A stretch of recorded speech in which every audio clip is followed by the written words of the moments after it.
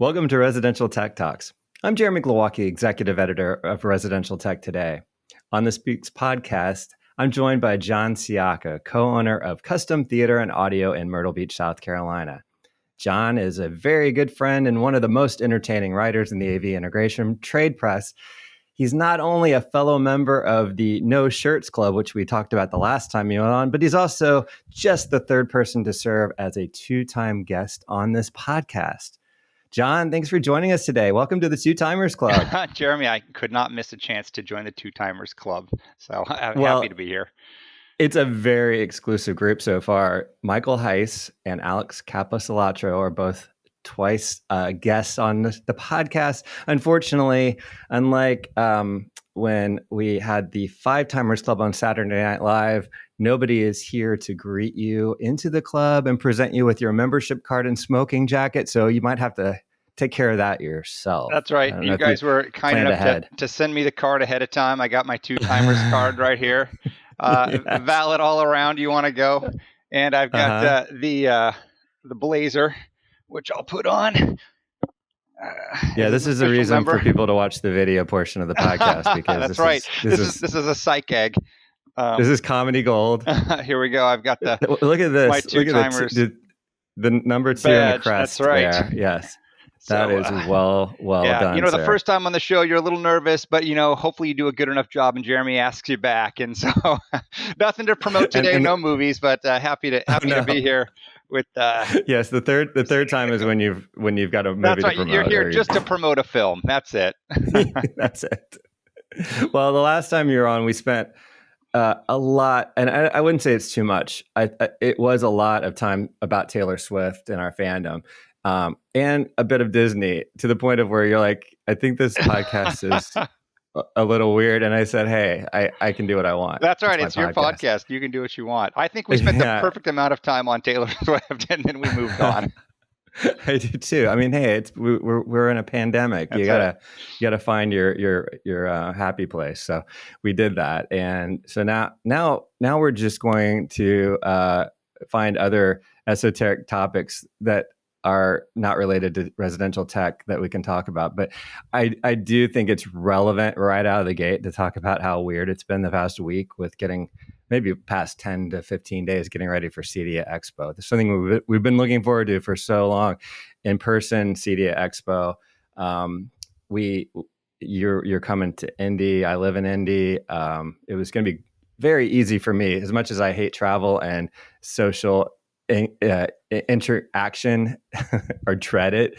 Having it in my hometown, my backyard, it was going to be so much easier. And then First Savant cancels their booth because of the Delta variant, which I thought at the time, wow, that might be a little much knee-jerk kind of reaction to this thing. It doesn't seem like it's going to be really affecting us, but then another company announces and another after that, and it just becomes a chain reaction. And yet Emerald, who runs the show, hasn't canceled the show. It's just a very much smaller event. And you and I are both planning to be there at this point. And who knows by the time this thing posts whether we'll still be. We might hold it at your house. Everyone just comes on to Jeremy's house.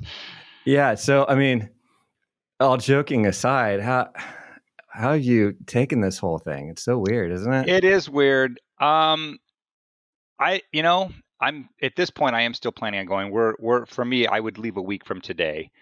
So still planning on going. I think there's going to be obviously a lot of smaller companies there. I mean, I'm certainly disappointed. I try to go to CEDIA and CEDS every year. Obviously missed CEDIA last year because they didn't have it, and they didn't have CES in January. So it's been a while, and I was hoping, it is kind of like a reunion. You get to see friends that you haven't seen for a while. And since we missed all the products at CES in January and CEDIA last year, I was hoping to be able to see all the new stuff. So it's certainly disappointing, and you just wonder if things, maybe if they would have played out a little bit differently, if Emerald would have been a little proactive and said, "Hey, look, we're gonna enforce masks." If they would have done anything ahead of time, would that have changed some companies' minds? Right. And I don't know that it would have. But from my company, Custom Theater and Audio standpoint, I mean, literally almost everybody that we do business with is canceled. Right. I mean, certainly the big companies, the Sonys, the Control 4s, the Snap AVs, Sound Uniteds, um, Lutron.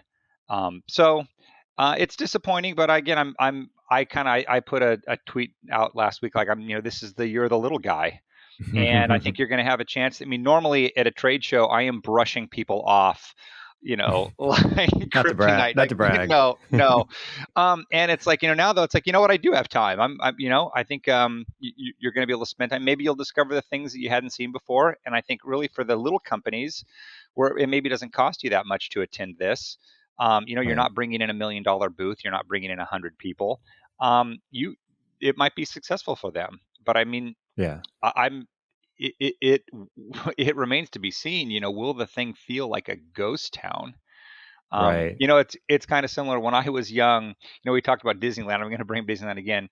When I was young, we lived really near Disneyland, California, and I can remember, when we would plan trips there, I would have these like stress dreams that we would be the only one in the park, and like as much as that sounds like it would be great, part of being around the people that are into it is what makes it fun and exciting. And Yeah. I'm just wondering, it's going to feel so weird if you're, like the only person walking up and down an aisle. It'll have a depressing feeling to it. So I'm hopeful that Yeah. people come, especially local people. Um, but we'll have to see. I will say I am going to be covering the show for the Daily and for your old publication, Residential Systems. Hmm. um, if they weren't generously helping me to get out there, I don't know that I would go. So Yeah. I mean, full disclosure, they're kind of, I've got work to do there on the daily, and I'm hoping I can meet some people for reviews. I've already got several meetings lined up, products that I have in for review, where they're excited to see me. And it's nice to meet people. So yeah, we'll see. Yeah, I hear you. I was going to mention that you've got two hats basically. One is your day job, which is as a custom integrator, and you spoke to me a while back with the cancellations, and you were speaking as the integrator, saying, "Well, my big companies aren't going to be there," like you just said, and I thought, well, don't forget you can find small stories there too as a reporter, such reviewer and that type of thing. But I'm obviously in that focus where you give me 20 companies and it's a lot more pressure to talk to those 20 companies, but each one of those potentially could be a story Sure. lead. So from a press standpoint, it's great, but they're not doing it for us. Yeah. We're an add-on to why they go to the trouble and expense of a trade show, these manufacturers, and they really want their dealers and potential dealers to be there. It will be a bit sad if folks can't come in and aren't motivated to be there, because it is just maybe under 100 companies or so, just guesstimating at And this it is, point. I mean, the expense for a lot of companies is real. I mean, it's a few $1,000s. And the other, I mean, we're so busy right now. I mean, we're actually for the Hmm. first time ever turning work away. Wow. So, not only are you, the expense of going there, you're basically limiting or shutting down operations, and depending on how many people you can leave behind. Yeah. So it is. I mean, it's a real cost, and it's like, for the integrator, you've got to really weigh, how worth it is me to go and seek out these small companies or whatever. So I don't know. Everybody's got to make their own decision, and I get that. And I know we Yeah. we talked about this. I mean, your girls are a little bit older than mine. I have a 5-year-old who's not eligible for the vaccine. So really Yeah. above the overarching concern for me is, if I was just flying to Indianapolis to hang out with you for the week, that would be Right. worthwhile.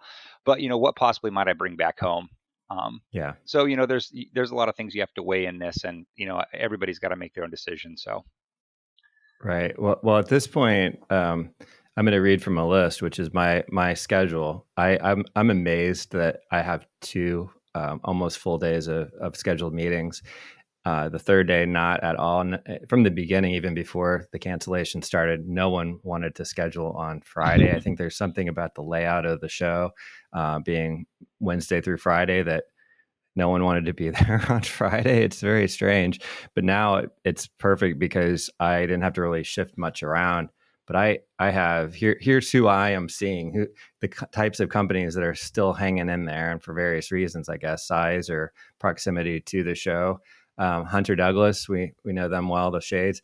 Origin, who, Jeremy Burkhart's company, who will be the last company that's standing if everybody else cancels. He's It just will burn determined. down around the Origin booth, and he will be there with music rocking. Yeah, and I guess ambisonic systems I'm not really that familiar with. IREM, which is kind of loosely used to be kind of affiliated with Origin, but is that mount company for iPads. WISA, which is an association for wireless home theater. I'm just going to tack them real quick. Audio Control, D-Tools, Leon, Screen Innovations, Masonite, which is a new brand to me, SureCall, MSE, which is Phase Tech, and a couple others. Kaleidoscape, your favorite. Modus VR, which is always intriguing. And that's day one. Day two, I've got DMF Lighting, which is that category that's starting to pick up. And I just think that, wow, we're a lighting company at CEDIA. We're not going to cancel. And so I've got Alterco Robotics, Sievertson Screens, Blonder Tongue, the worst name ever, but from the commercial AV side, entering into Resi. Black Dove, really cool product that I'd love to talk to you about. Z-Wave and Platinum Tools. So a little thinner on day two, but still a lot going on there. How about that Black Dove? Did you read the release on them is that from the digital Castor? artwork? Yes. Yeah, I'm interested to see that. I mean, I still, I don't know. I'm kind of old school. Like, to me, a TV on the wall is not ugly. I know a lot of people like to Right. have the. I mean, I guess if I had a significant amount of disposable income to have a digital artwork, Right. I guess I'd have to see it. I've not seen it in person. I think that really makes all the difference. Well, what's different about this than your traditional like Samsung, the wall kind of scenario, is it's really not about hiding a TV. It's truly like a digital artwork kind of scenario. Where And it the can't, photo I saw, unlike the wall, though, it can't be a TV, I don't think. Or I don't think so. yeah, I think it's truly just like a interior design element. yeah. But I don't know. It seemed intriguing, but obviously for just a very specific client, I and think you do that's one of have those things that more traditional you client kind of have base. to see it in person. And it's like, Sure. some things, they don't make sense until you see it, and it's like, wow, now I get it. Yeah. Some things are, experiential. You can't describe it or even show it in pictures. You have to see it. And so maybe that's one of those things. I am familiar with it. We're not, in Myrtle Beach area, we're not doing super high-end digital lifestyle wall installations yet. Yeah. But man, I welcome it. If somebody wants to one, I want to help them get it. Yeah, well, it's a fun thing to maybe write about Yeah, for and just sure. learn about. So, what about your favorite? Like I said, Kaleidoscape. You've got to be so familiar with everything about them, but yet you always kind of like to touch base with them in person at a show. So, I do what do you get actually. out of it in person with them? Well, a few things this time. They recently had a fairly big change. I mean, recently, within the past, I don't know, 6 months maybe. The company co-founder, who I've had the most dealings with over the years, China Srinivasan, he kind of stepped down from the CEO role, and they brought in a new CEO, a gentleman named Talo. And Hmm. Talo is actually coming from the customer side. He was a Kaleidoscape customer, and he was a CEO of a Fortune 50 company. And he joined the board and then became CEO. So I've spoken to him a few times, but we'll be meeting him for the first time. They also have a new marketing person, Norma. Have not met her, so I have a morning meeting with them. Actually, way back when we made this schedule, and then I just touched base again, like, hey, are we still on? And so they have a lot of new people in the marketing department. Another guy named Josh, who I've worked with at Dolby, and another gentleman named Brett, who is trying to bring a lot of excitement to the brand and awareness. So meeting that team, and again, just kind of refreshing that relationship with new people. They have said that they're going to have new product at the show, so that's always exciting. And I will tell you, I have no idea what that product is. They are very Okay. tight-lipped. Um, with Sheena, he would usually give me some look into what was going to happen, but I don't have that relationship with the new folks yet. So they say they're going to have some new product, and also they're going to have some of the Sony 100-inch panels in their booth. So if you wanted to see the big Sony 100-inch Kaleidoscope, I think is going to have 2 of them maybe. So, what do I get out of that? Again, it's a lot of CEDIA for me from the writing side is touching base. It's like, Yeah. keeping yourself in front of people. And then it's like, hey, and sometimes a lot of the things are, as it can be spontaneous. Like, hey, I just thought of this. You'd be great to do this. And it's like, um, for me as a reviewer, something I see, it's like, hey, look, that would be a great product review. Let's set it up. And it's a great time to do it. It's almost like the homeowner buying phase. They're in a position and a mindset to make deals there and to make things happen. And so it's really it's good for that. But a lot of it is, if not new product, just reestablishing relationships. Hey, how you doing? I'm still here. How are Well, things going? you were notorious for finding a way to talk about Kaleidoscape in your articles as often as possible, and I didn't fault you for it because it's a really cool product. But it's really evolved over the years. Obviously, had that terrible stretch of lawsuits about the studio relationships, and that got all worked out after just a lot of effort. But what do you see? What's the how would you describe the product now, the way it currently exists, and I what mean, you definitely like about it? it would be like 2.0 for sure. I mean, they have completely moved away from disc based, which they were founded on managing disc based collections. And I mean, don't want to rehash it, but it wasn't a lawsuit with the studios. It was the DVD CCA. There was Oh, right, the sure. copying of the of DVDs, but they really ultimately felt like they couldn't move forward as a company with that kind of hanging over their head. And what it did, it has affected some of their studio relationships. So they settled that, and in the settling of that, they agreed to no longer import DVDs and content. However, as part of that, anybody that owned a system was grandfathered in. If you bought a Mm. system that could import DVDs and Blu-rays, you retained that right. So everybody, and then going forward they didn't. So now they have the largest digital marketplace for movies. And I mean, I'm going to get the number wrong, but it's something like 13,000 titles and the most 4K HDR titles in Dolby Atmos, full lossless, like a disc based. So I have to say, I can't remember the last time I bought a disc. If Hmm. I want to watch a new movie now, I download it from the Kaleidoscape store, because I don't have to worry about managing discs. I mean, you can kind of see over here in this blue cabinet, I'm in kind of this equipment test room that I have. It's filled with 4K Blu-ray discs, and Hmm. to watch them, I've got to sort through them, pull it. It's a hassle. So you can download it with a high speed connection. You can download a full 100 gig movie in like 10 minutes if your connection is Mm. fast enough. I mean, it takes me about 45 minutes, but still not a long time. And then the other big thing that they just added is rentals. So now you can rent a title, even a premium rentals like the PVOD stuff. So actually tonight, my wife and I are going to watch Stillwater, which is a PVOD title. Rent it, get it in full resolution. You have it for 48 hours, and then it just disappears from your system. So um, it is still more of it's a premium product. I think the Hmm. Strato, the entry level one, sells for 6,000. But for the guy that's Right. putting together, a 10, 15, $20,000 home theater, um, if you want the highest content, it's like you wouldn't buy a pair of really nice speakers and really nice amplifiers and then plug an iPod into it and play MP3s. And that's kind of the same Right. thing. Why have all this really high end stuff and feed it, compress video? And honestly, what I noticed the difference, and I'm, we're episode 1 was about Taylor Swift. This is a Kaleidoscape episode, I guess. What I noticed is not so much the picture quality being better; it's the audio. The Mm. audio is so much the true HD lossless audio is has so much more impact than the Dolby Digital Plus streamed audio.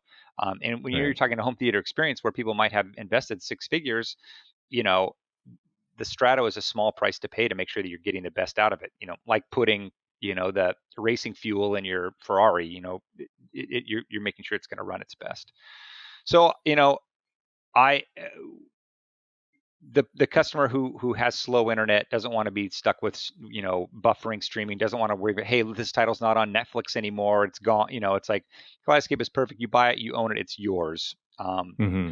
So I'm excited to see what they're going to introduce at the show. I mean, I would love to see a lower cost product. Right. But again, um, I don't know. I mean, So that's being the truth. what is the limit on? Okay, obviously you're a sports fan. You want to watch sports. You want to have a streaming device of some sort, or a cable or satellite option. But for someone who just says, "I'm really just a movies and archive TV kind of guy. I don't really need to watch sports or any news on TV." Would there be a limit on maybe the various apps with exclusive deals? Is that about the only thing, like a Disney Plus only type of Well, option I that? think I mean, we're in a place now. It's like, I mean, there's such a schism on how you find content. And, Mhm. I think I subscribe to 5 or 6 different things, but there's still Yeah, things me that I too. can't get because, it's like this is exclusively on Paramount Plus or this is exclusively on CBS Max or whatever they did it, so there is lots of There's no stuff. I perfect mean, one solution. there's no one solution. And honestly, I think that's going to be the next thing and will be like an umbrella app. Hmm. Somebody will bring everybody together. You'll pay $100 a month and you'll have everybody. And Hmm. it'll search cross platform. It'll show you. I mean, I said I was not going to subscribe to one more thing. And then my wife and I got hooked on Ted Lasso Yeah, that's good. on a Apple TV, and it's like, gosh, it's so cheap, $4.95 a month. It's like, Right. and you barely, it's like, you're being, we used to be nickel and dime, now we're 5 and 10, and it's like, but so we're in a time where if you want to watch a certain show, there's no one thing that will do all of that. Certainly, like a streamer like a Roku or an Apple 4K Hmm. TV will give you the ability to add all of those apps. And Kaleidoscape is not going to cover that stuff. And Right. if they had a weak part in their library, I mean their TV, the amount of TV series that you can purchase through them is not that great. Okay.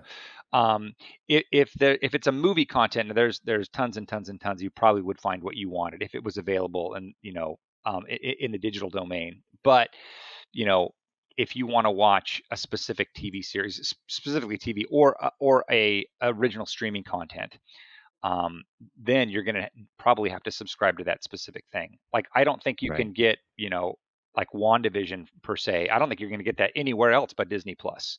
And Right. if you want to watch that, you're subscribing to Disney Plus. So Hmm. and that makes it complicated for customers because it's like they wanted was like, well, how do I get this? Where do I find this? And it's like, well, you need to subscribe to this. And now you subscribe to it. And it can be frustrating in a way. But I think what it's really killing is the cable provider. Why am I going to Hmm. pay? In our area, it's Spectrum or another company, HTC. Why am I going to pay these guys, $100+ a month? Where really the stuff I'm watching on broadcast TV is so limited. And Right. you'd think they'd read the room, but God, they just they keep raising rates on people. It's like you keep Hmm. pushing people away and making it harder to do business with them instead of now's the time. It's like, hey, look, come on back. We're kinder, gentler. It's not. Yeah. So Yeah. When the boomers start inquiring about streaming, over the top complete options, like I have not quite a boomer, but well, yeah, I can see it. My uncle, who he's always been sort of like into tech a little bit, but for a while, that's all we talked about was, are you switching? Are you getting? He'd call it a Roku for some reason, but he's like, you think I could just do all get rid of my cable? I'm like, yeah, I think so. Let me try it out for a little while and make sure. And I told him it was good to go. With I was sold on the Hulu Live package because I still wanted to make it look like cable as much as possible when I wanted it. And but anyway, I think the writing's on the wall for those cable companies, because once the old demographic that doesn't want hassle and is just tired of paying for all that extra stuff they don't use, that once they flip the switch, it's kind of not there's no turning back. yeah. But Well, I'm sure you see uh, it with your girls. It's like mhm, my older daughter Lauren, she'll be 15 in November. She never watches TV. I mean, we have Dish. yeah, mine either. Never. I mean, tons of stuff like on YouTube, or she does like Hmm. Disney Plus or Netflix. My youngest daughter Audrey, who's 5, almost exclusively YouTube. Hmm. And it's like we're raising a generation of kids that don't care about cable TV at all. Right. And, Hmm. God, that's got to be terrifying for the TV providers. But what the one hole that they do have is, for most people, they're still the internet service provider. Right. Yeah. So, that they still have that touch. I mean, if we get to a point where they roll out, free internet, whatever that would look like, I Hmm. mean, it would be over for them. It's exactly what we saw happen with telephone. When I started working with custom theater and audio in 1998, we would pull, 15 phone runs in a house. I mean, it was a huge Mm. deal. It's like one by each side of the bed, one on every room. And it was a huge part of our pre-wire package was telephone lines. And over the years, it would scale back. And it's like, well, I still got to have one here, and I got to have one. And now I can't tell you the last time we pulled a phone line. I mean, we're Hmm. not pulling phone lines in modern houses. Sure. People will have cell phones, and in fact, most people tell you it's like, oh God, no. The only people that call me is telemarketers. I don't want a phone Right. call. So I mean, that was like the first stranglehold that the providers lost, and they're going to lose it with Hmm. cable TV. And if they lose it with internet, I mean, they have nothing left to do. Um, Yeah. so I mean, again, I would not invest long on the cable company stock futures, but we'll see. I mean, but again, our generation of kids could care less about cable TV. Totally agree. Hey, we'll continue with our conversation with John Sciacca after the break. Founded in 2005 by a team of highly skilled audio veterans, Wet Sounds is an award-winning, Texas-based marine audio company bringing a level of performance, style, and durability unparalleled in the audio industry. Wet Sounds is proud to introduce you to the Venue Series 110-volt 1200-watt 4-channel amplifier system. The VS1200 amplifier was specifically designed to power Venue Series products while utilizing a 110-volt power source. Included is the VS-LS ENC, a purpose-built landscape enclosure designed to house the Wet Sounds VS1200 amp with the plug-and-play media center in harsh outdoor environments. Learn more, visit wetsounds.com. Welcome back. I'm talking with AV industry writer and co-owner of Custom Theater and Audio, John Sciacca, in Myrtle Beach, South Carolina. I'm residential tech today. Executive editor Jeremy Glowacki. I almost forgot my own name. You forgot also newest member of the Two Timers Club, Jeremy. And the newest member, of course. So we were talking about cable and things like that. What is the best option for you as an integrator to make that varied app scenario, if you get Kaleidoscape in this situation as well, a perfect client, make that an elegant interface for them? I know the Kaleidoscape itself is an elegant interface, but for them just to turn on their TV and be able to go to either their streaming device, their cable, their satellite, and their Kaleidoscape without a lot of fiddling around with the remote. Yeah. What do you do? I mean, there's probably more elegant ways of doing it, but again, we have our control solutions are Control 4 or a URC, and we would just it's an activity on the remote control, which would be like watch Kaleidoscape or watch Apple 4K or watch Dish, whatever that would be. Is just to get them into that interface as easy as possible. I mean, fortunately, once you've made that decision with both Kaleidoscape or Apple TV, you're really into basically an up, down, left, right inner control scheme. So once you're in there, you're presented with their screens and pretty easy to get around. A lot of televisions now. I mean, I know specifically Sony and LG. They make it really easy to jump into whatever app you want to in the TV. Also, I'm pretty sure that Roku does it as well. Where if they want it on the remote control, I mean, I could give them a way to jump right into Disney Plus, Apple TV, Netflix, and it would just be an activity. Could have the nice company icon or whatever, so it's easily identifiable. The only thing with that is that you can get into a really cluttered, screen of all these different choices, or if you had 10 different streaming options on there instead of just go to Apple TV. It just depends on the client and the kind of access that they're wanting. But Right. it's pretty easy to differentiate. It's like, hey, look, when you want to watch something like Netflix or Apple TV or Disney Plus, you go to this thing. When you want to watch your movie library and collection, you go to this thing. That's a pretty easy one for people to pick up. It's not too complicated. Right.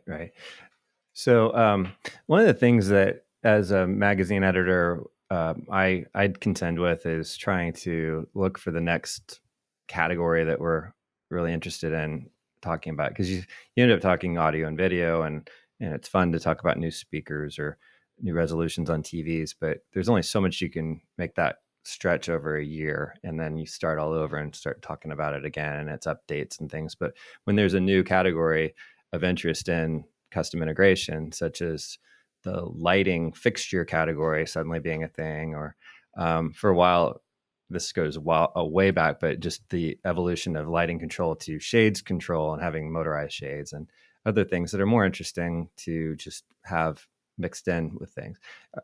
We talked about that Black Dove video art. There are some weird companies like, well, not necessarily weird, but automated doors and things like that at CEDIA that we're looking at maybe. What are some of these weird categories that you've observed or curious about, or just like, I don't see us doing that type of thing because it's just not our thing? Yeah. Well, again, I live in Myrtle Beach, so I wouldn't say we're like a tier 1 market. Right. So things kind of trickle in to us.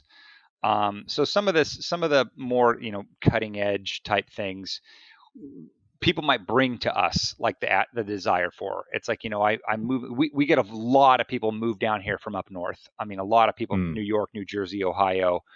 But a lot of times they're cashing out and moving down here to live a more simplified life. But sometimes they'll say, hey, I had this in my house and I really liked it, or I'd heard about this up there. So we're not generally on the cutting edge of pushing things here.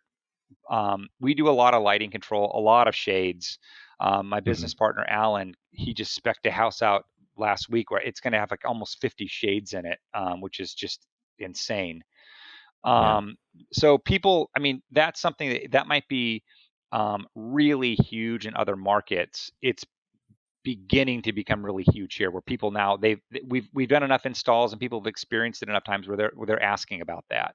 So shading, while it's not a new category per se, it's becoming a more popular category here. Smart doorbells, we do a ton of those. I mean, Sure. it's a cheap and easy install, but again, it can lead into other things. Or if it's a Control4 system, they now have a really nice their chime to integrate into that. So we're doing a lot of that. That's almost like a de facto thing on a job now. Or we're doing smart light, like a lot of Ring floodlight cameras. It's a relatively inexpensive upgrade that people really like. So those are things that we do a lot of. We haven't done any of the kind of human centric lighting. My partner Alan, what got me into this was home theater. That's my passion and my love. I'm not going to say that lighting got Alan into this business, but he loves doing lighting. It's Homeworks interactive systems. He loves it. I mean, the way that I would get excited about laying out a Dolby Atmos dedicated home theater, Alan gets excited about going over electrical plans and doing a Homeworks interactive system. He just loves it. And I really like, again, I was hoping that he could have a chance at CEDIA to go through and really see the Lutron Ketra presentation, because I think that's, again, one of those things that doesn't come across on paper the way that it does experience it in real life. And I feel like if he could experience it, he would get it. And then I think we could sell it and integrate it. I just turn all the lighting jobs over to him. It's not an interest to me. So if somebody's got a big lighting project, I'm like, you know what, let me be with Alan. He's got the passion for it. And if somebody says Kaleidoscape, he he calls me out. So as you mentioned, the smart doors, that like Masonite or something like that is the company, something like that. At first blush, it doesn't seem like the kind of thing that we would get involved with, but maybe so. I mean, I could totally, it's got a built-in, camera and smart door lock, and it's got a power and internet. I mean, it's got all these things built into it. It's certainly a category we never thought of. But again, why not? It's like it hits all the things that people want to do. And again, I think if you can see it, I just know that, a door, most doors, people are really specific about, and a lot of jobs, a lot of our job, the doors are being custom made, for that job, big door, weird shape, special color, special, so I don't know, again, I certainly, we've done some jobs where the doors are, well in excess of $20,000. And it's like, Wow. I certainly don't want to mess up on that. And, it's like, well, no, that's not what I wanted. So I don't know. It's like, I'm curious to see what they have to offer. And maybe it's the kind of thing that we don't sell as an integrator, but it's like, hey, we recommend it from the door guy, and it's like, hey, this is going to work with our stuff. Maybe you consider doing this, and give him a good sale, and we get something nice to integrate in the project. So again, that's the kind of thing that you can see, like kind of these new guys you hadn't seen before at the show. That maybe it'll make more sense when I see it in person.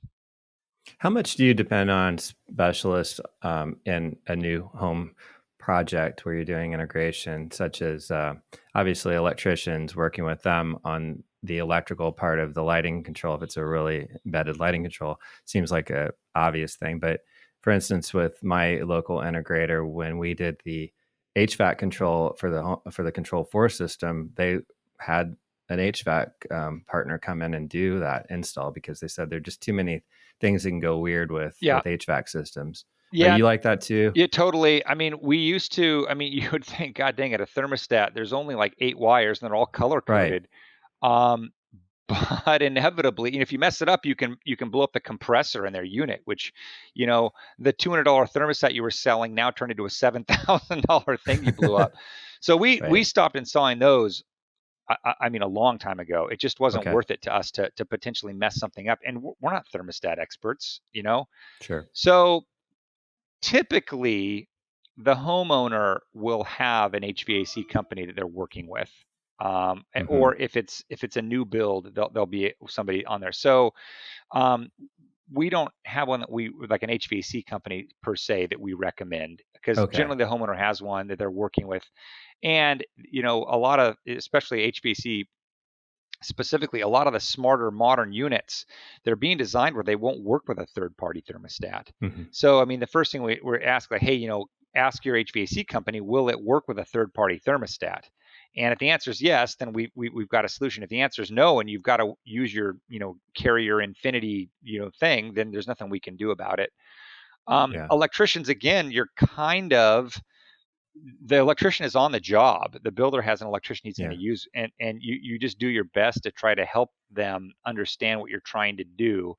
And like any trade, some of them get it really quickly. Some of them have done it before, especially, if we have specific builders that we do lots of work with, and they generally use the same trades.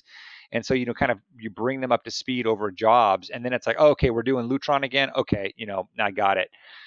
It can be painful other times, where you come back and it's like, man, I told you I just needed power. It's like, so, sometimes it's tough. We went to one house, a builder I'd done work with over and over again, and he thought he understood the lighting and totally didn't understand it. He put metal boxes all throughout the house, which would kill the transmission of the way that the wireless devices communicate with each other. And I'm like, man, you can't do that. It's like, it's not going to work.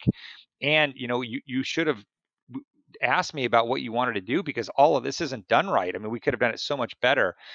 And so again, sometimes you think you do it, you think you've got them trained, and they just you teach them to fish, and then they go and drive the boat into the water and they sink. It is, but we do have electricians, like, if it's an upfit, if it's onesie, twosie switches, if somebody wants to like do a retrofit, we'll put in onesies or twosies. That's not a big deal. We're doing a job now where we did it with one homeowner, and he put in 45 switches, and then a new homeowner bought the house and he wants to put in another 45 switches. We'll recommend an electrician to come put the switches in. I mean,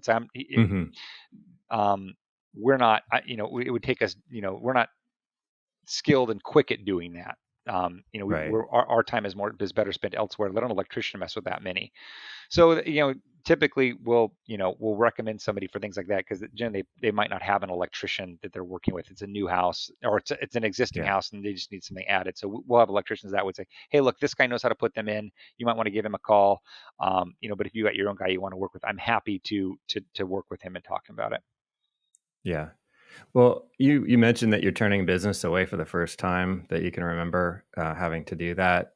Obviously, the pandemic has just driven the market of upgrades to homes crazy. It's through the roof, and it's been great for our industry. It's been great for builders and developers and renovators, but or renovation people. So, what are you seeing?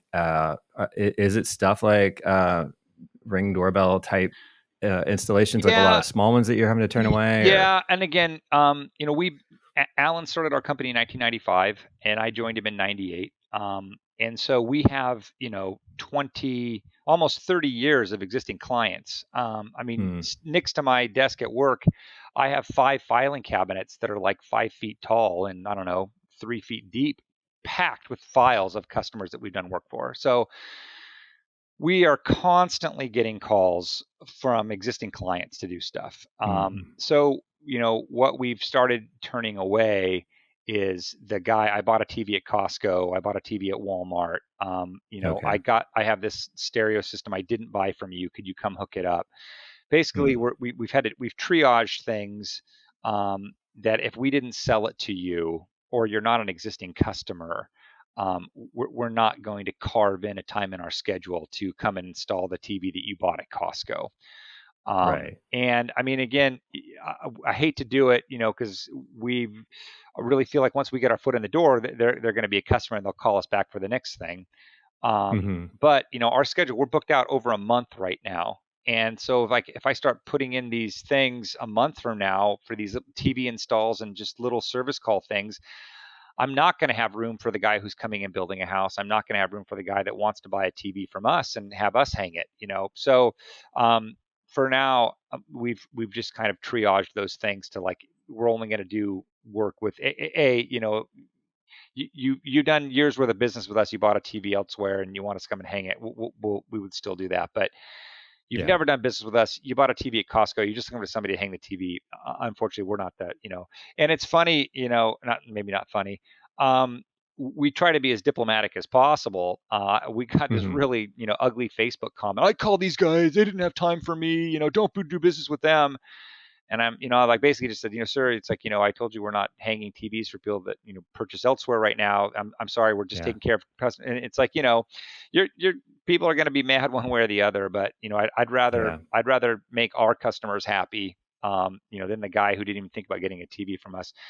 And even, I had one gentleman we've done a lot of work with, and, he wanted an 83-inch OLED TV, and my price was within $50 of what he could have got it from somebody else. And I'm like, look, also, long story short, if you don't buy it from us, I'm sorry, we're not going to be able to install it for you right now. Yeah. He decided to get it elsewhere. It's like, okay, it's like, you you see who your friends are, I guess. I know. And that's okay. Hmm. Maybe we didn't need that sale anyhow. So, but Yeah. True. again, we certainly try to make room for any of the big jobs. I'm seeing a $10,000-$12,000 pre-wire job on Thursday, and the big question is, God, when are we going to fit that in? And we're constantly, we call it scheduling Jenga. Who can I move to here? What can I place out here? And anybody in this industry knows, you try to plan your schedule out, but it's no contact survives the no battle survives first contact. Every plan is good till you get punched in the face, and it's Yeah. like you've got to have that thing. It's like, you'll get the 5 o'clock call. Yeah, I'm not ready for you guys to come tomorrow. I need to cancel. And it's like, okay. Mm. So, you always have these little things that you can try to move around, or, Right. we had last week, was supposed to do another thing that's really new for us, or getting big down here, is outdoor screens, like bug screens. Bugs are Oh really yeah. bad. So we use a company called Phantom Screens. Had a big Phantom screen installed, but that's mostly working outdoors. And the tropical storm Hmm. last week, any outdoor jobs got canceled. So it's like, Yeah. who can we pull from here to move in? Who can pull from here? And honestly, that's where those little TV mounting jobs can be really nice to like fill in the schedule. So you just don't know when you're going to need them. You don't know when you're going to need them. Exactly. And again, we try to go through the list of, okay, well, here was a guy we told him I couldn't be there for 2 weeks. Could I bump him up? So, scheduling is always one of those things in this industry. It's fluid and dynamic, and you got to be willing to roll with the punches. And sometimes that's hard on the staff too. They come into work prepared to do one thing. And it's like, hey man, that thing's canceled. We're not doing that. We're doing this. So well, so just flipping back to your writing a little bit, you're constantly doing product reviews. Have you done anything recently that you thought was a fun product to try out that may not make it into a job, but just fun to review and write about? Well, again, I've got, you know how it was when I was doing reviews for you. Sometimes it's like, man, it's pulling teeth to get product in sometimes. So we've really tried to be proactive in getting a stash of stuff in. I mean, you got, this is my, stuff that's, over here ready to go. I have one product right now. It's by a company called Juke Audio. And again, it's one of those smaller companies that's going to be at the show. And it was one of those things that I wasn't impressed with it on paper. And even at first, it was like, it doesn't do this, doesn't do that. It's like now it's like I'm kind of living with the simplicity of it. And I'm, expanding my mind to, okay, this, I can see some applications where this would really work well. So that's one that's actually the next review that I'm going to do. Okay. I interviewed the son of the guy that kind of developed that product, the father-son team. And it was a cool little story. It's just one of those things that they didn't see a solution in their price point to and that's it. I mean, cost per zone, it's super affordable. I mean, they have a really interesting strategy where they only sell one box. And you buy it as a 6-zone box, and you unlock it in firmware to be an 8-zone box. So there's only one box. And so, again, it cuts their costs down. And it is, they've got a lot of upgrades planned. And it's one of those things, it's not what my Control 4 system does. It's not what a Sonos does. It's certainly, it's not that. But, when you look at a 8-zone Sonos system, 8 Sonos amps would be like, I don't know, $5,200, give or take, 650 times 8. This thing is like, I don't know, $1,500. So, again, for the guy, it's like, hey, I want distributed audio. I don't need all the bells and whistles. I'm not going to play 100 different things. It's like, it's a cool product. So that's one that I had kind of surprised me on. I didn't expect to be as impressed with it as I was, and I could definitely see applications for it. I also, I used to be really negative on sound bars, and I've kind of become the high-end soundbar reviewer guy. I think I've looked at, if not all, I mean, sure, a lot of them. And I was just finishing up a Sony OLED review in the new A80J. It has a port on the side of the TV that, like, for the first half of my interview, or for the first half of my review, all Sony would say is, that's for future product. We can't say anymore. I'm like, all right, okay. And then like, okay, now we can talk about that. And it's called like Center In or something, Center S In or something. And with their new bar, it can actually lift center channel and heights effects up to the TV. So using the TV speaker, to kind of expand the sound stage. And so I have the new Sony bar, but I've been really impressed with it. And there it's called like the HTA 7000. That's their new flagship bar. And they're taking an interesting approach on this bar, more how Sonos does it.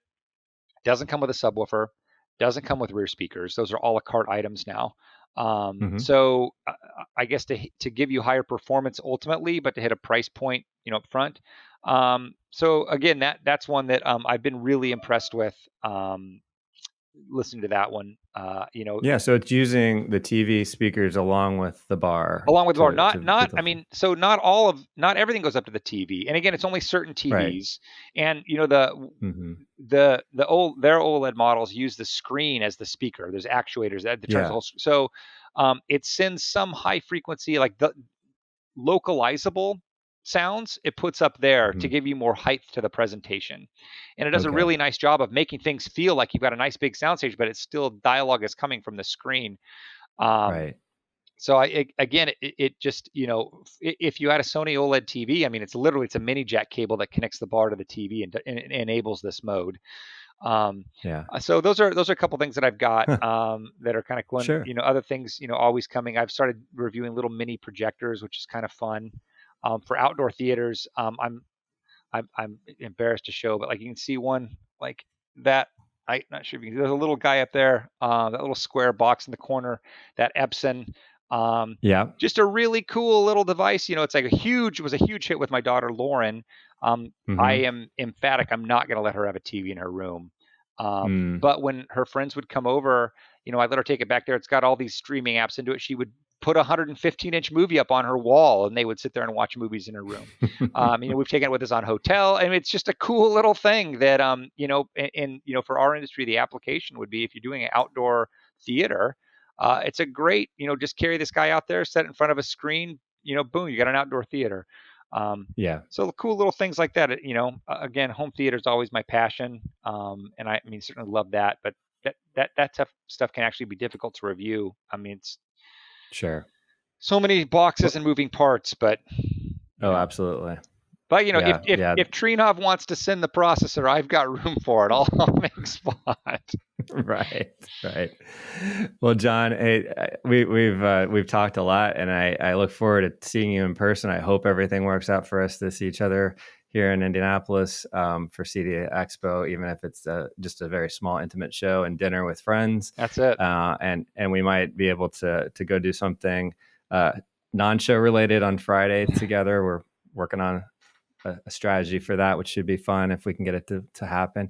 But thanks so much for taking the time to talk to me. Absolutely. And become part of the Two Timers. That's right. And I'll be there for the third time whenever it rolls around. Yeah, we'll do a post-show thing before people get tired of us. Talking about stuff. Well, John Sciacca is co-owner of Custom Theater and Audio in Myrtle Beach, South Carolina, and the honorary member of the Two Timers Club. He earned it well today, giving us a lot of insight into the fun stuff he's up to. And it's been great talking to John, as usual, a good friend of mine. And that wraps up today's show. If you're new to Residential Tech Talks, please subscribe and find our weekly newsletter.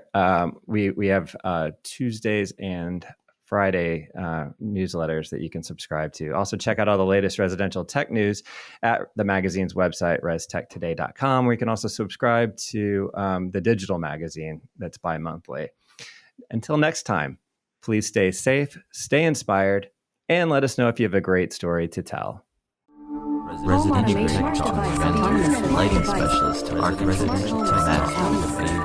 Home automation device, home or smart house.